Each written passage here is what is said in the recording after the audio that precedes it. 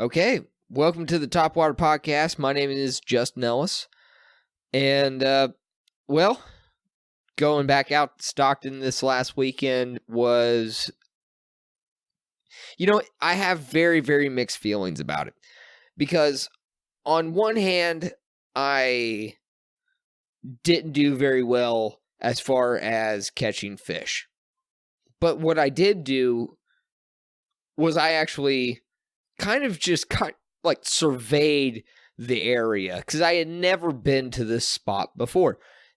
I had actually gone a few miles upstream. It's probably about, I would almost say about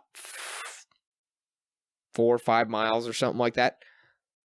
So, nevertheless, I went upstream and I put in further upstream just because I kind of figured maybe the fish had actually pulled pretty far back, and I was kind of banking on that, which I wasn't necessarily incorrect. I just don't think I had. I just haven't put enough time into that area.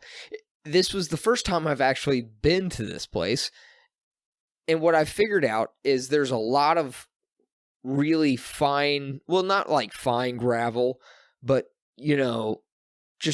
gravel, pea gravel, this bigger, like, gravel rock, not huge chunk rock. And this was in nice little points that had nice little drop-offs into these little cuts, which that was pretty cool, but they weren't deep enough to really be holding fish. They were probably only about like 12, 14 foot deep. I think I found a tree. I thought it might have been something else, and I dropped a jig in there, and I got hung up pretty bad. I ended up getting it back, but I kept going around, and I was trying to get to this creek that was a little bit upstream, but the creek is about 3 miles away. So it took me a decent amount of time to actually get to that point. And it was a lot of paddling. But it was a really nice day. The wind was pretty calm, and there wasn't a lot of boats out. Now, even then, there were still a fair amount of boats out, which I'm really glad that before I went to this spot, I went and bought a bike flag that I stuck in one of my rod holders. And that just sat there and just waved around, this nice little orange flag, because I really don't have a very big profile. My kayak is a pretty natural, it's a camo colored, so it's not going to be easy to see. I don't necessarily I try to wear brighter clothes. I do have a orange stocking cap that I'll wear out there. But sometimes, like Saturday, I didn't wear it because of the amount of paddling that I was doing. I would have just been roasting. And actually, which I'll get to later, on the way back, I was burning up. But the thing is like, so most of my clothing's not really bright. And maybe I should get some brighter clothes, but for right now, I'm just working with what I got. So I got the bike flag, and I get to a point to where I have to cross the lake. And this is not a very small lake. I mean, it's actually a really small lake, but to cross it, that's a pretty big stretch of area. To stretch a longer cross than that'd be hard to do. I mean, I wouldn't say it would be hard to do. It'd be easy because you just go straight across. But it's nerve-wracking when you're just going right across and you're hearing boats and you're like, oh, I hope somebody sees me, So it was kind of a peace of mind thing, having that thing on the back of my kayak, even though it might not change a damn thing. at least it gives me the opportunity to be seen. You know, it is my responsibility to be seen as much as it's their responsibility to see me. You know, if I'm wearing nothing but stuff that blends into the background, well, of course, of course they weren't going to see me because I wasn't very visible. But if I'm doing what I can do in order to be visible, that just takes as much chance out of it as possible. And that's what I'm trying to do. I try to take as much chance or as much luck out of the equation as possible, because there's always going to be a certain amount of luck. There's always going to be a certain amount of chance. It's just, I want that in my favor. I want to put the odds in my favor. So even just having something small like a bike flag in a high boat traffic area, that makes the world. That's the difference there. I went to like Springfield Lake and I didn't put it on there because I didn't need it. Because this is all like kayakers and guys on john boats with like 2.5 horse motors. It's like a 318 acre lake. So if you got on there with a bass boat with like a 250 horse motor, you could get it up to plane on one side of it. But as soon as you get it up to plane, you're going to have to start killing it because you're going to be coming into the other side. It's not a very long lake. And there's only one spot you'd be able to really get up and go in a boat. The other spots are just way too shallow. So that, and also, it's right next to a city, and, it's just a small lake, and it's a nice place to fish. But back to Stocken Lake. It was a really nice day. It was a really calm day, which was really cool because once I because I put in and I started heading upstream, which was west. And as I was heading upstream, I kind of came around the corner, which the lake at this point makes a U. And the U runs from west to east, then it makes the U, and then goes east to west. I come around that U, and I start seeing lots of seagulls, and that's a great thing to see. And I'm so glad I saw all those birds. And they were kind of on the other side of the lake, and I probably should have crossed where the peninsula, at the top northern spot of the peninsula, but I didn't. I kind of went around the peninsula just to kind of see, just looking at it. But I crossed and I didn't have any sort of issues. There was a boat that was coming out, that was coming downstream a little bit, but he stopped and started fishing. There was another boat that came in behind me. So I got over to a spot where I saw some seagulls diving into the water and catching shad. And I get over there, and sure enough, there's a ball of shad.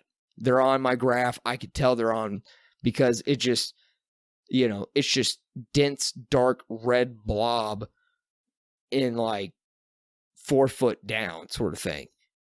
So I drop a jig down, and we're in now, I'm in 40 foot, 45, somewhere in there. Maybe a little bit more. It drops off into 55. It's a pretty deep spot. But there wasn't anything underneath them. And I ended up bringing up one of these shad. Because I ended up bringing my jig, because I was using a jig spoon, dropping it down, seeing if I couldn't catch anything. Because the water is just frigid at this point. It's 41 degrees, 40 in other places, and that's what I'm dealing with. So I'm not accustomed to this. I'm not accustomed to this temperature. I'm not accustomed to having to fish so slow to where I don't even think the bait, it just feels like the baits aren't working. And I'm not sure what to do here. But at the same time, I'm finding bait fish. So if I'm finding bait fish, that means I'm at least going to be around bass. I know that for a fact. Even if the bass aren't there in that specific area, right where those bait fish are, they might be in an adjacent area. They might be hauled off onto a rock ledge or something like that. Which, finding those fish, and it just wasn't one little bait ball. It was dozens of bait balls. Dozens. Huge bait balls. Bait balls to where my graph would automatically, I had to switch my graph from auto to 60 feet. Just so that way it wouldn't adjust to the top of the bait ball. That's how dense these bait balls were. They were super dense bait balls. And I was trying to drop a spoon down underneath them. Drop down. And I'm not sure if I might not have been right over the bait ball. And there might not have been anything underneath it. Or maybe I wasn't using the right color. Or, I mean, the spoon I was using was about the same size. I just, it's the first time I ever really used a jigging spoon. So maybe I'm using it incorrectly. I don't think I am. I'm just dropping it down, popping it up with a couple of twitches and then letting it sink back down. I'm not finding, I can't see underneath that bait ball, so I don't really know if there's any fish underneath it or not. I'm not sure what's going on underneath them. Maybe there's fish underneath. There's probably fish underneath them. But I'm still getting used to reading my graph. I'm still figuring out what all the things are. Now that I find these bait balls, now I know that's what a bait ball looks like. This is what this looks like. I also found trees. And I found trees on my graph. And now I know what trees look like on my graph. So, and that's some interesting stuff right there.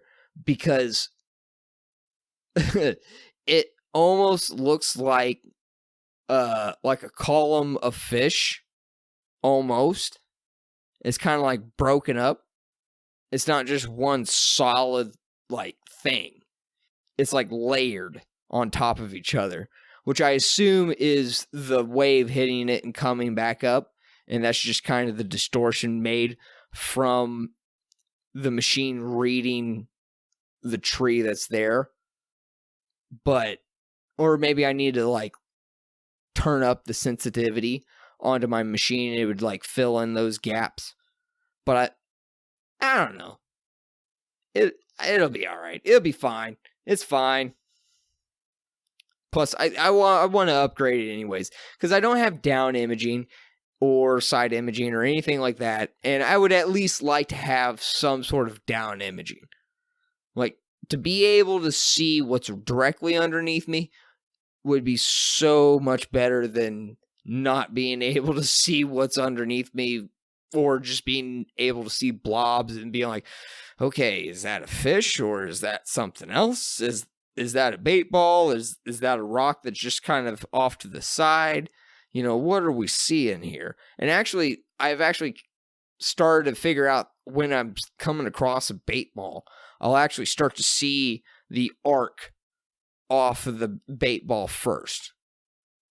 So I'll see this kind of it's almost like interference coming off the side, of it just bouncing off or I'm not really sure. I'm not a sonar technician or I can't, I just know that it shoots sound out and it bounces off and comes up. And I think that is just where the angle of the sound doesn't penetrate. So it hits the top and it kind of hits it and goes around. And that's the best I can explain it.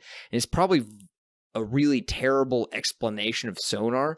There's probably someone out there that if they heard what I said, they just might slap me right in the mouth, right in the lips where the teeth are and everything. Just pop me, just right there. Just like, that's not how this works.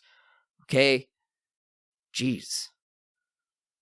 But so I was finding those bait balls. And I was actually really excited to find those bait balls because the presence of bait means that there is a better chance that things that eat that bait would be in that area.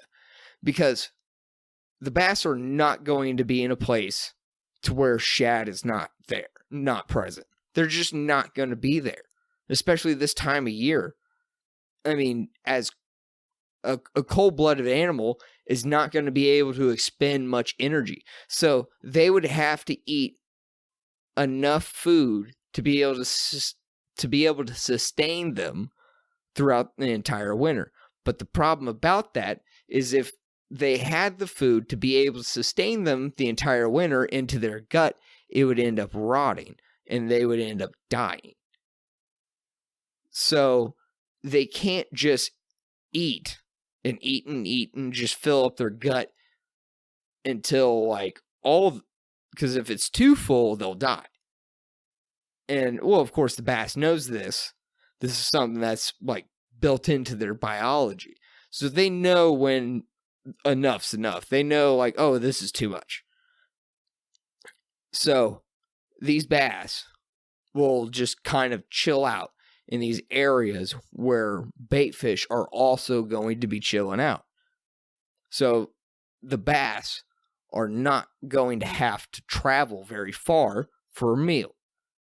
So it's kind of one of those principles of when it's cold, do you feel like moving? I mean, I do in a way, but that's because I understand that it's going to warm me up. But that's because also I'm a mammal and I'm a warm-blooded person, animal, or mammal, or whatever you want to call it. And when my core temperature starts to drop, I can actually boost it by burning calories. Whereas a cold-blooded animal, the metabolism drops with the temperature. So the metabolism is based on the temperature. So as the colder it gets, the slower the metabolism is, the less the bass needs to eat. But also, the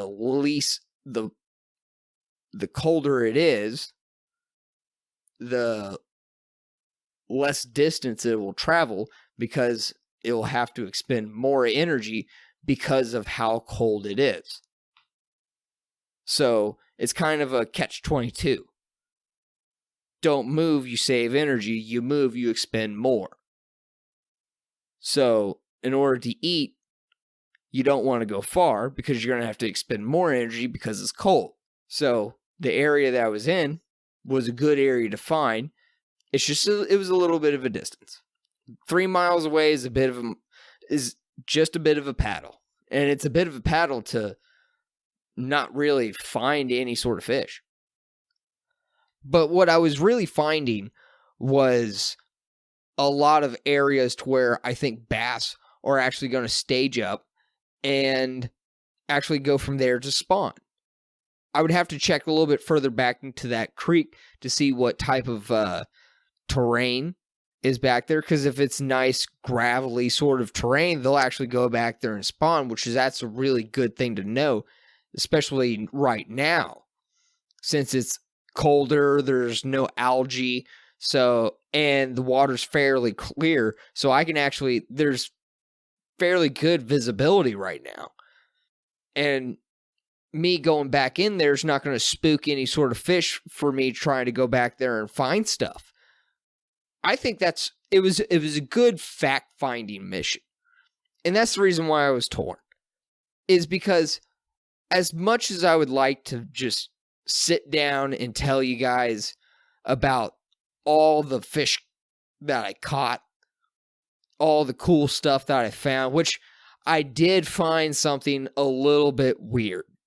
I found a crane with its head stuck into a sunken tree, a flooded tree, basically, flooded timber.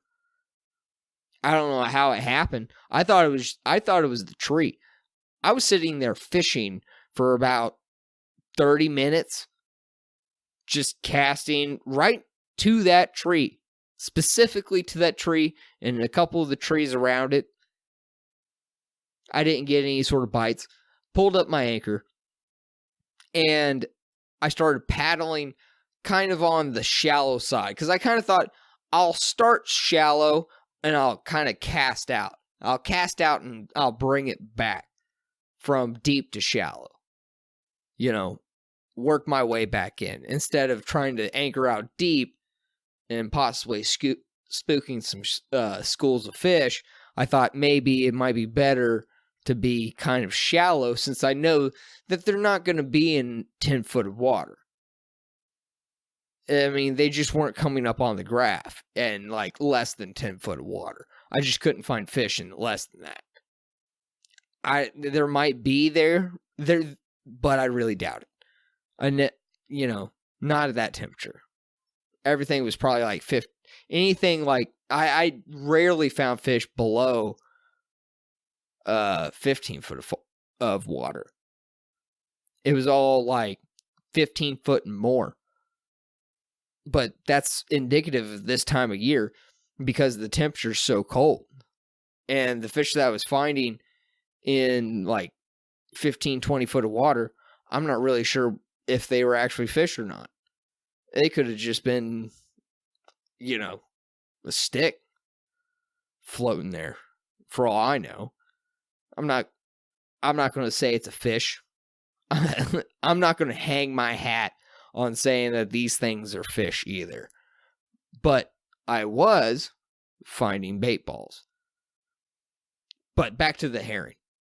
Not the herring. It was a crane. I'm pretty sure it was a crane.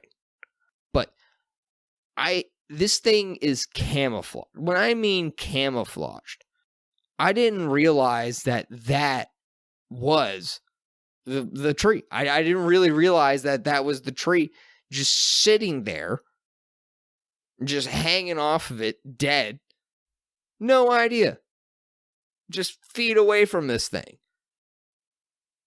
And then when I started paddling towards it, because I was probably about 20 feet away from this thing. I was anchored off probably about 20 feet. And I thought it was just part of the tree. And then I started getting closer and I realized, no, that's a bird. This bird is just hanging off of this tree by its neck. And I was like, oh, is this still alive? So I like splashed water with my paddle up on it and it didn't move. I came around the front and sure enough, I was looking at his face and it looked dead. Like there's when you see something that it's dead, it looks dead. I looked at it and yeah, it was dead. So I just left it. I didn't touch it. Nature's nature, and I kind of figure it's going to do its business, or that's what nature does. It deals with things. I mean, it does it all the time. So I left it for something to, eat it or whatever. I'm not going to touch it. I'm not going to mess with it. That was a weird thing that I came across, and you just don't see that. You just don't see things like that all the time. I mean, you really don't. You don't see animal this wasn't like some sort of man-made trap or anything. This is just some freak weird accident where this bird got his head caught into this in this piece of timber. But I digress. But that's really all I had time for. Being able to travel all over the lake is not a luxury that I have. And because of that, it really makes it more of a challenge to actually find fish. Not so much as a challenge as in it's a more time-consuming project. Because with having a bass boat and having a trolling motor and having all these different things that can just kind of keep you on the spot and can keep you moving efficiently and at a high rate of speed. Because I was noticing that there was these boats that would just constantly go from spot to spot to spot. They'd pull in, fish a spot real quick, and then pull right out, and then go to a different spot on the lake. And they were able to just jump from spot to spot. And that's really cool. That's a really cool ability to be able to have. And I think being someone who fishes from a kayak, I honestly look at that and go, that's a quality to really appreciate. And I don't think that you should be dogged on. I'm not going to dog on people because they have trolling motors on their boats and on their bass boats. And I mean, it's kind of like someone who's on a bike, making fun of somebody who drives a car. It's like, well, yeah, my thing goes from one place to another a lot faster than yours, and it's a lot better at doing it. You're on a bike.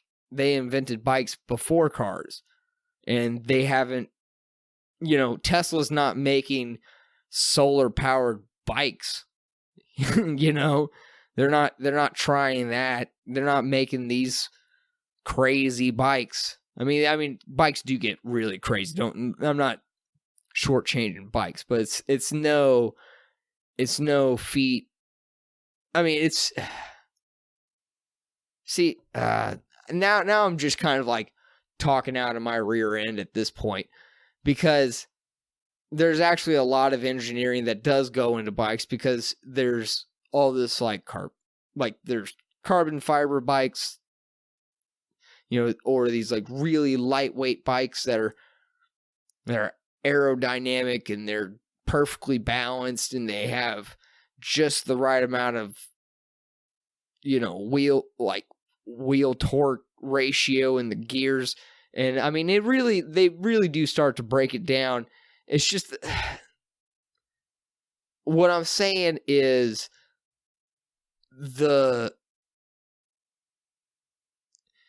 I'm just saying, the technology put into a Tesla is a lot more than a bike. And I kind of just went around my butt and into my mouth and then back out and then somewhere else. So, that being said, I kind of get the almost benefit of having to slow down and having to fish an area very thoroughly and take my time with it. Because if I don't take my time with it, I'm just going to get frustrated. And especially when you're talking about water temps as low as they are, I have to take my time. Other than having maybe a reactionary bait like a jigging spoon, which I was trying to use, to little and no effect. I mean, I did catch a shad by snagging it, which it was a good thing to see that, because it was pretty much the same size as my shad profile. It's a little different color. I think I need to get one with a black back pattern. That's definitely the pattern that is going to match the hatch in this case. I have one that's blue. It's blue and silver, like blue and chrome. And the shad was the same size as this the bait that I was using. So the profile is right. That size is right. It's just, I think maybe the color was a little bit off. It also could be that it's almost a post-frontal condition. Saturday was like the third day after a post-front. So I don't think that I don't know. It was still cold. Like, it was the first day to where it was actually really kind of warm. So the water hadn't had the chance to warm up.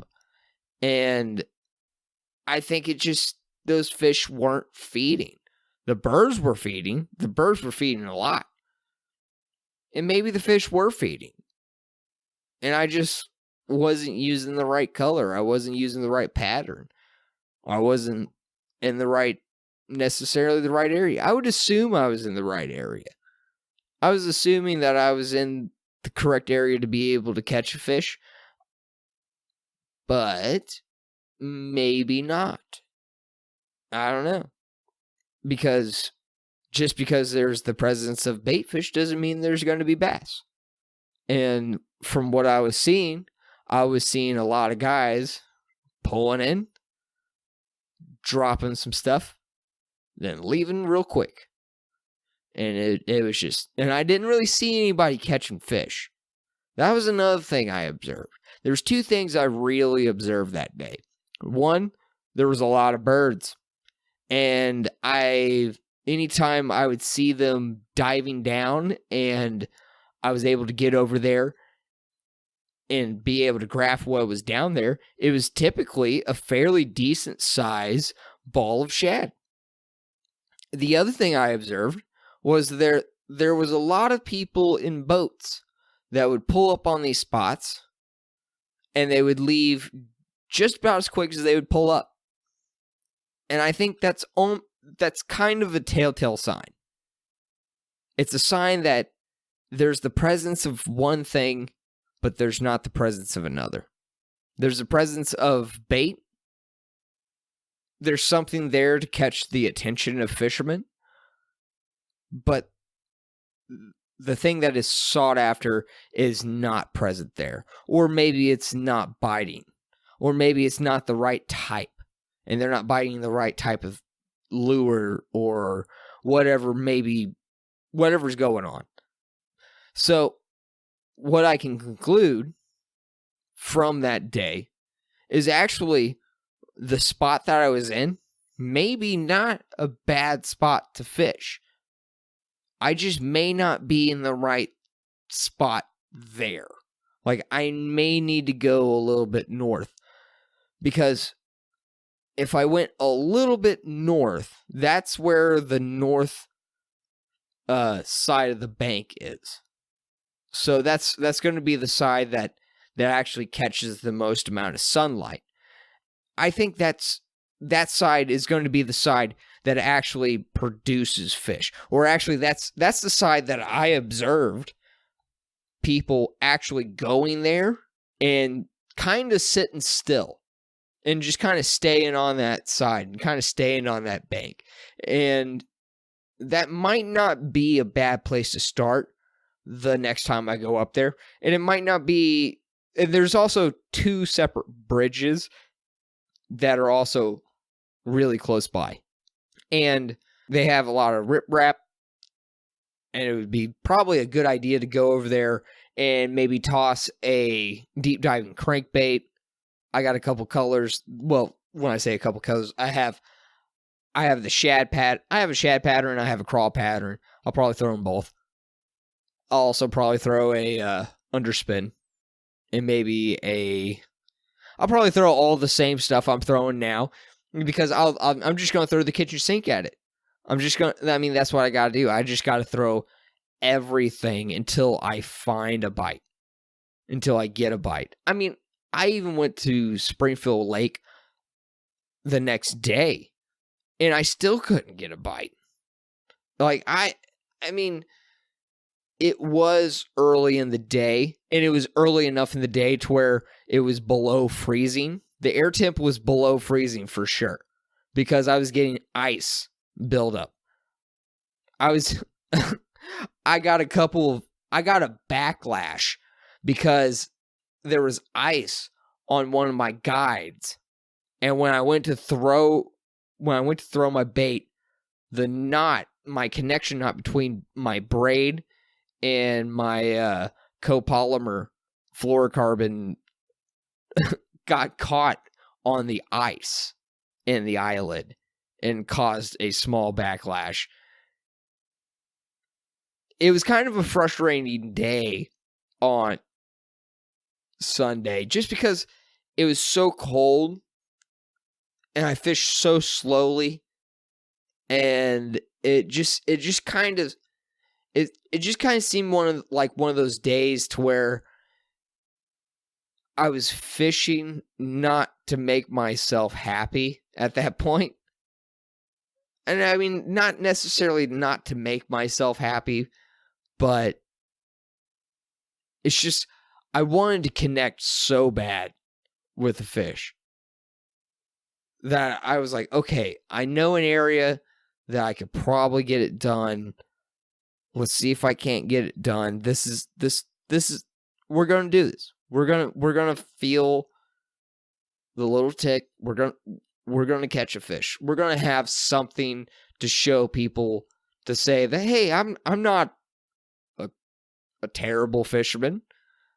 You know, something to say that I don't completely suck at fishing all winter long. And I couldn't do it. I couldn't get a bite. I was fishing so slow. The only thing I didn't throw was a Ned rig. And maybe that was a mistake. Maybe that was a big mistake. I even used a drop shot. I was drop shotting around with a really nice little missile like bait, and it looked good in the water. To where if you just kind of slowly moved it, it looked good. I like the way it looked. But here's the thing, is just because I think it looks good doesn't mean that the fish are going to think it looks good. And nothing thought it looks good, apparently. But I also didn't have a graph out at Springfield Lake because it's a small enough lake to where I really don't think I need it. You know, you can kind of tell where the deep spots are. But, you know, the thing is like, wintertime has just gotten so frustrating because I'm trying to find these fish, and it almost seems like I just can't find them. It really does.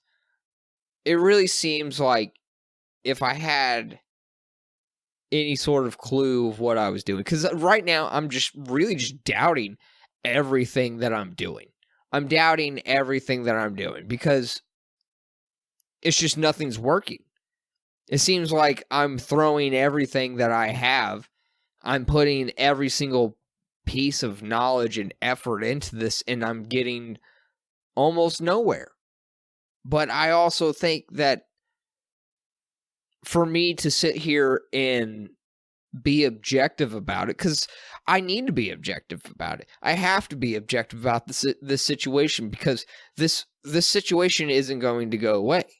So what is the thing that I can take away from Saturday? Well, Saturday I found fish. I did find fish. I found bait fish.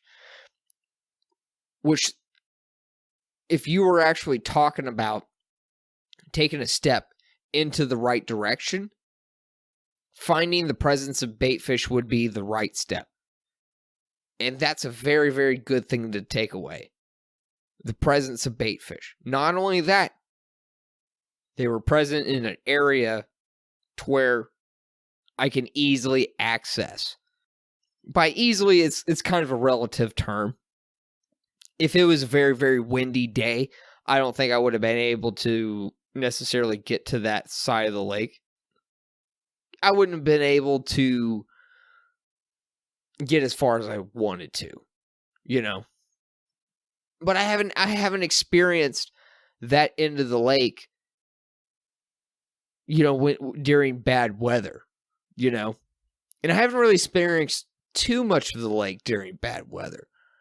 I've been pretty choosy on when I go out there for the most part, you know.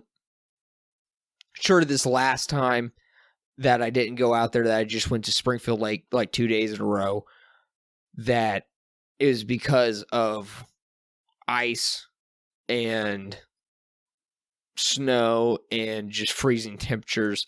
And I just knew that getting out there was going to be just a risk just to drive out there at that point. So I just, just said, screw it. I'm just going to go to the local lake and see if I can't do anything.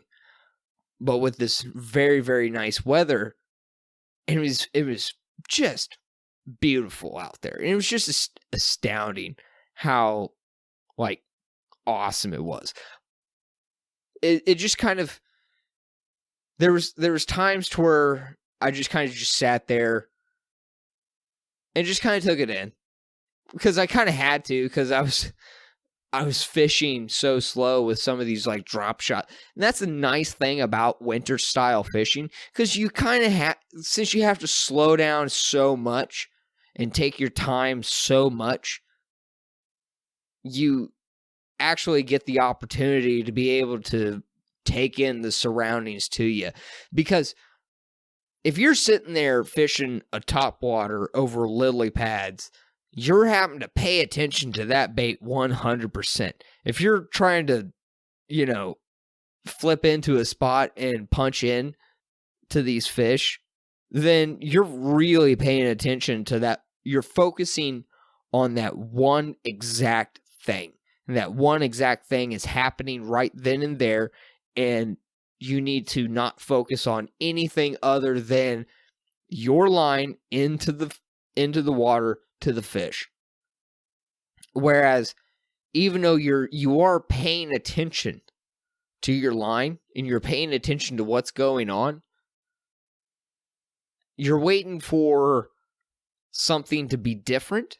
You're waiting for something to change, like a little tick or like a weight change. Something that just makes it to where the thing is it's not going to feel necessarily like a bite. It's not going to feel like a bite, because if it felt like a bite at this temperature, it probably wouldn't. It's probably a tree. You probably ran into something. And that was pretty evident on Sunday for sure, because I did get a bite, because my underspin had, like, the bait on it was all kind of like, it looked like it had been bit, because it kind of made it look like the back did a little bit of a U onto the bait, so you can tell that something bit down onto the back of the bait in order to be able to do that.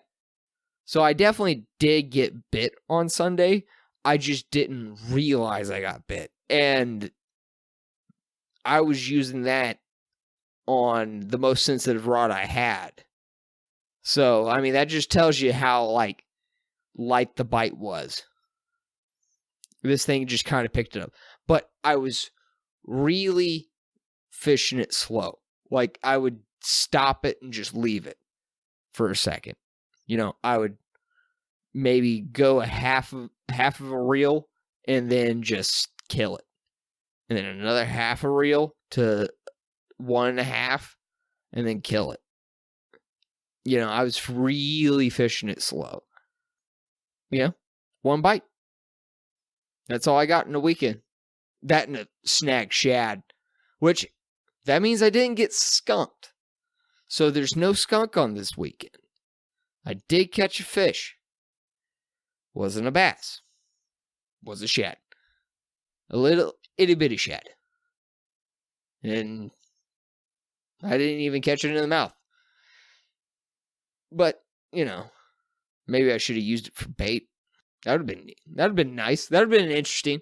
Throw that shad down there. I probably would have caught something. I probably would have caught a catfish. I bet you that's like, there's probably like walleye and catfish and crappie and whiteback. I bet you there's just all sorts of a mixture just right around in that area. Because there were so many different bait balls that was in the mouth of that, like, little inlet creek. I think it's a creek. A very, very small creek. But since it's since it's a lake right there, it kind of empties into a really, like, large area. Large area right there. And It's a nice long flat. And I bet you there's a lot of walleye and crappie and other things that maybe live there. Maybe not. I mean, who knows? I haven't caught anything to really tell you. I'm over here being like, hey, I bet this might be it. I bet this could be it too. I have no idea. Barely even knowing this lake. I have essentially shook hands with this lake. That's where I'm at with this lake. But I think I'm getting to a point now with it to where I'm kind of getting a clue. I think I'm going in the right direction. I think I am because I know what I'm finding. I'm finding the bait. And I think maybe I need to go a little bit further upstream, just a little bit, just a tiny hair. Maybe. Or maybe I'm not fishing the correct spot. Or maybe I'm not fishing the correct bait. You know.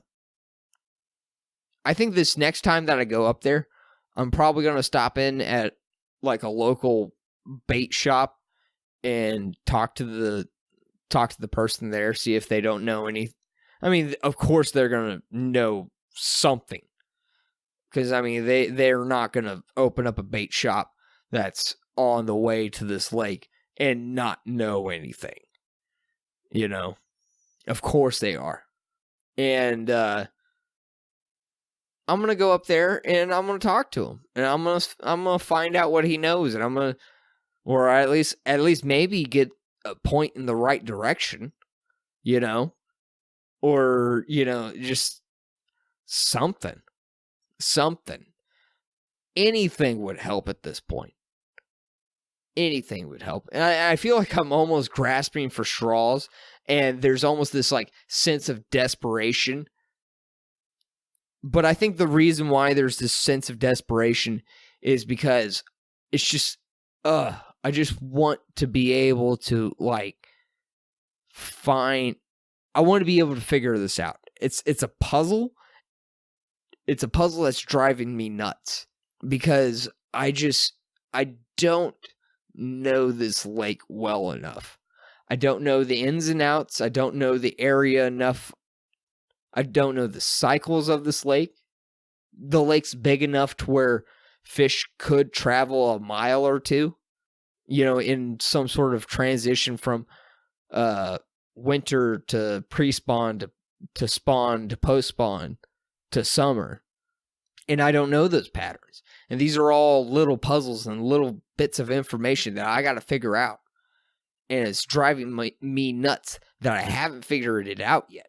That I haven't actually been able to put A and B together. That I haven't been able to draw that line between the two. And I haven't been able to do that.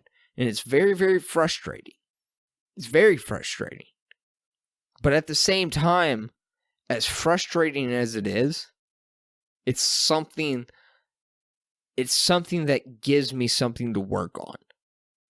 As it, in a way, it's almost like taking on something that is stressful, and you know it is stressful, but it's going to give you some sort of satisfaction. And this gives me and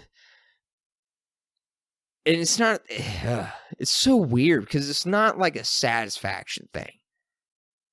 It's almost like this weird peace, this weird sort of like, it's almost like a weird focus.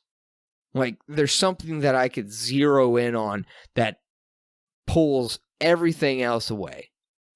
And it pulls reality that I know it away from itself. So and when I say that, I don't mean it in some sort of like hippity-dippity way to where it's like, oh, like you're taking mushrooms and now the fucking reality around you is dissolving and now you see kittens that are doing backflips and shit. No. What I'm saying is it strips away the this weird cocoon of humanity that I live in.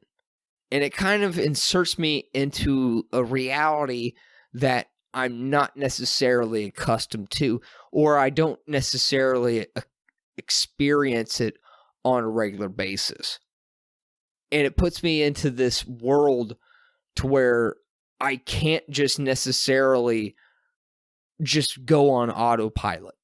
There's no such thing as autopilot when I'm out fishing, or if I'm hunting, or if I'm in the outdoors. There's no such thing as autopilot. You just don't autopilot through the woods. There's just too much going on for you just to autopilot in there. Because you have to pay attention. Because there's things into the woods that you need to pay attention to. You know, where are you walking? What are you walking into? That's kind of one of the things that I love about it. And what I love about kayaking is that it adds this real physical element into it. So now, not only do you have this sensory stimulation in sort of a very primal sense, so you're really trying to tap into what is happening around you, into the environment. Like, you're trying to see birds. You're trying to see if there's something busting on top of the surface. You're trying to look at the terrain and be able to look at the terrain and visualize that terrain underneath the water. And when you do that, to be able to look at your sonar and then take that data that you're seeing on your sonar and just kind of be able to put a structure to it inside of your imagination. So you're using your imagination to be able to construct the three-dimensional image that is your sonar. So you're getting this two-dimensional image, and you're using the imagination and the observation of the world around you to be able to construct what is underneath. And that is going to give you the contour lines, and that is going to give you the areas to where that's what you want to fish. And that's what you're seeing. So when I pull up onto these places that have these nice long flats, I'm trying to visualize the flats underneath, and I'm trying to visualize where everything is underneath the water when I'm fishing it. I'm trying to pay attention to the birds. Where are they at? Because the birds are going to tell me where fish are. Because they're not going to be there for no reason. They're going to be there to eat the shad that are close to the surface.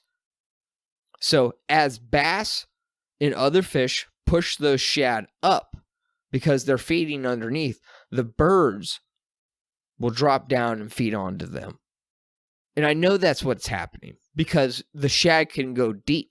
The shad could go deep. But the only if they're pushed up at a fairly decent height, then most likely there's probably something underneath them that's pushing them up. Because why would they be at the surface to where they could be eaten by birds if there wasn't something pushing them up from underneath?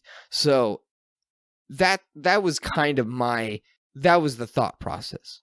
And these are the thought processes that are going through my head. And what I'm seeing here is valuable information.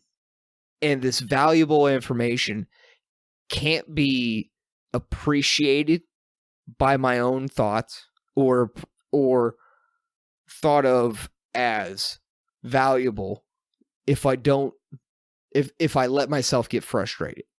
By being frustrated at the fact that I'm not catching fish, then that might just cause me to overlook these fine details that I'm actually seeing here. That maybe what I witnessed on Saturday was actually very, very important. Was actually something that if I didn't understand, or maybe I don't understand, maybe I have the information there and I just needed to do the research. Maybe that's what it is. But it's and I feel it. I feel it's so easy, especially with doing these podcasts. I feel the need to be productive. I feel the need to produce something every week that has some sort of like resolve or some sort of like, hey, yeah, I'm out there catching fish. This is how you can go out there and catch some fish. And here you go. This is the bait that I'm throwing. Here's some more baits. Here's my top 5, and here's my top 10. Here's this. Have you tried this brand? You should try this one. And that's all well and good. And that happens from time to time. And that's going to happen to where it's like, hey, yeah, use this brand. If you would have talked to me like middle of summer, I would have been like, here's the exact brand that you need to throw on Springfield Lake and you will catch fish. And this is the bait. This is how you throw it. This is how you retrieve it. And you would have caught fish. And you would have 100%, I could have almost guaranteed you would have caught at least one fish, or at least gotten a bite. Something would have happened. Something would have happened. You would have had an interaction with a fish. But now, I could throw everything that I have, and it seems like I can't catch a fish. It's almost like day turned to night. On turned to off. When I could go out there and just catch fish, now I just look like a chump. But it's not like that, though. It shouldn't be framed like that. These are just kind of thoughts that are getting aired because of the frustration. Because there is a pressure to actually do something and to be able to catch fish. But I also don't want to bring some sort of false narrative or anything like that. I don't want to sit here and tell you that every day I go out and I just smash. Every day I go out and I catch fish. That's just not how it is. But what it is you go out there and you see the things that you don't think that you would ever see. You find things that you appreciate that you don't think you would appreciate. You see scenery that just kind of puts you a little bit at awe. You see scenery that you look at and you go, I see why Bob Ross would paint this. I see what Bob Ross was on. I see it. And there was times to where I was paddling back and there was distances to where there was things that were far enough away to where when I was paddling, they didn't look like they were moving. And I sat there and paddled and paddled and paddled and they didn't look like they were moving. And it gave me time to sit there and just soak in what I was looking at. And it was amazing. It was wonderful. And I'm almost sad that I had to go home. It's hard to go out there and just not appreciate that. It's really hard. I mean, it's just you don't get that sort of peace, that sort of quiet, that sort of time to be able to stop and slowly assess.